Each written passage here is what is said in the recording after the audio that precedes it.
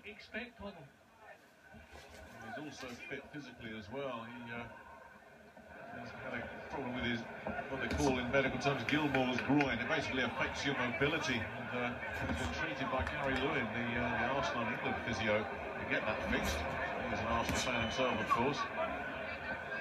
People close to him say ever since he's managed to get that corrected, he is a different fighter. He's extremely fit, can run all day, very confident. He certainly sees himself as a world champion in waiting. No, he's not hanging about. This is a real positive start from when we switched to orthodox a couple of seconds ago. I don't know what that was about. Doesn't do that too often. That is a kind of big hopeful left-hand lead he throws at times. Basically he's switching to orthodox again there, Nick. No, I mean, the southpaw stance is what caused this guy nightmares, so why doesn't he use it? He's really digging in punches here, he's really putting the meat into them. Caravan not exactly looking like a guy that wants to be in there at the moment as Degale continues to unload. He is not messing around here, James Degale. Well, what I like about this, Nick, he's not waiting to find out what Caravan brought with him. I was wondering what kind of ambition he would have. I thought maybe he'd take the first couple of rounds to find out, but full credit, Degale's going right down to work. He's landing big punches straight off. Caravan a little bit obvious with what his plan was there. He's not using the southpaw jab, Degale. He just wants to land big punches. You can see him setting up the left hand. You can see exactly what he has in his mind. Well, it worked a treat with Brandon Gonzalez last time.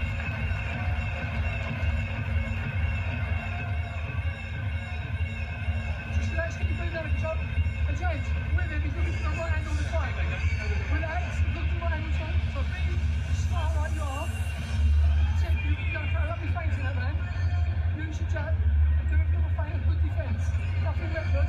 They've been working, yeah? You know, a happy corner, but I would tell him maybe to have a little thought before he throws those big wild left hands. The short chopping ones were impressive.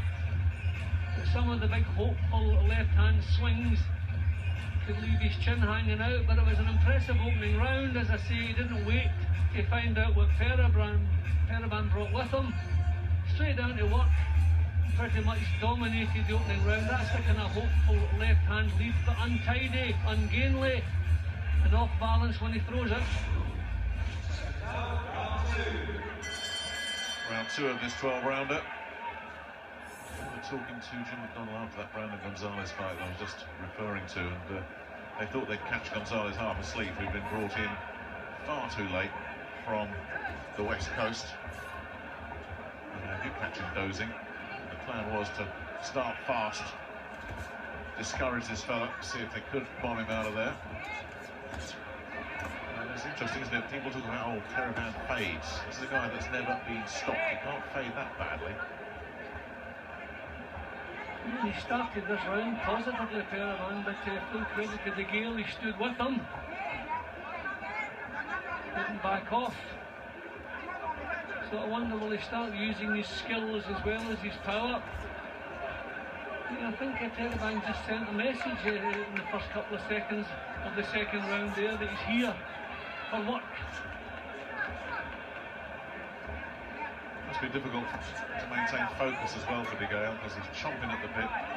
He wants Carl Froch, he wants that IBF belt, or he wants a shot at it. Carl, of course, keeping everyone waiting while he works out what he wants to do, as is a champion's right. But there's talk as well of maybe Degale and George Groves going at it again, but of course Groves is lining up a WBC title fight. Here he is lining up once again, but Caravan a bit cute for that. Yeah, the experience of Caravan got him out of trouble there. No, Caravan really now looking like he fancies the job. Of course, there is a danger if he does waste a lot of early energy here. Degale doesn't get rid of Caravan. How will that affect him down the stretch? Looking for the body there, Caravan. Orthodox again. He landed a good jab from the orthodox stance, right enough. Then at the way he reaches with his punches. He got away with it there, which is good. But reaching with punches, you're off balance. You're falling in after the punches. You want good balance. You want good leverage in the punch. You don't want to be falling in behind them.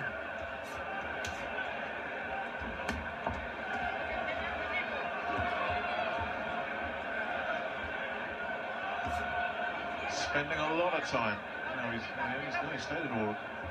stayed in the orthodox stance. We've got to say he's spending a lot of time in the orthodox stance here in this second round. Well, I think he's saying to Periban at the moment, you're not the only tough guy in here. So this is good. He's sending out a message that again, worried about those long, sweeping, off-balance punches. He wants to tighten things up, shorten his punches. Still, good round for him.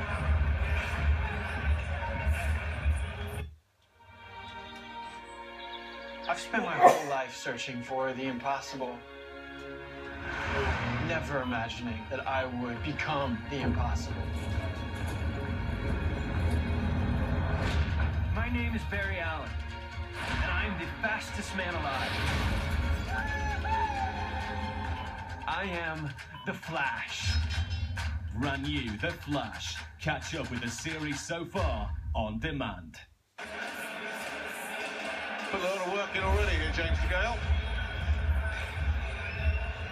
Yeah, I mean, I just worry, sometimes when your punches are as long as that, when they don't land, you can find yourself in some trouble. I don't know if Periban's cute enough to capitalise on it, but I think the message is he's showing Periban how tough he is, how physically strong he is, and that's maybe not a bad plan in the early stages of this one. Round 3 then, of this 12-rounder. James Degale on deck for the IBF title. That will go up in smoke if he slips up here. Against Marco Antonio. Periban's got him with a big left hand. And again, down goes the tough guy. Periban in real trouble. Doesn't know where he is. And Buster stopped it right there. Explosive from James Degale. He wanted to make a statement. That was a statement right there. Yeah, well, the big long left hand I was worried about, Nick, that's exactly what got the job done. I mean, I thought maybe a standing 8 count for a man with the experience of Periban, but to be honest, I think at the end of the 8 count, I think referee Foster was still having stopping the fight. But Periban got back onto his feet. The 8 count, I think, but he's not complaining too much. He's shrugging his shoulders, but I think he accepts how badly hurt he was. Yeah, well, he's throwing them wild, he's throwing them long, but obviously he's throwing them hard as well, and that's a terrific result to have on your card. It really is. That's a message to Carl Froch upstairs, that's a message to George Groves in the dressing room backstage, and that's a message to any other super middleweights in the world. This guy means business. Here's how it happened. Yeah, long. Periban saw the punch coming, he tried to brace himself to take the punch. It's not a punch that caught him that he didn't see coming. He saw it, but could not do anything about it. Then the second follow-up shot caught him a little bit high, but it was equally as hard. Well, I suppose the fact that Foster, he waved it off while he was on the floor, so he didn't have the option of the 8 count. But to be honest, the state he was in, I don't think the standing 8 would have made any difference.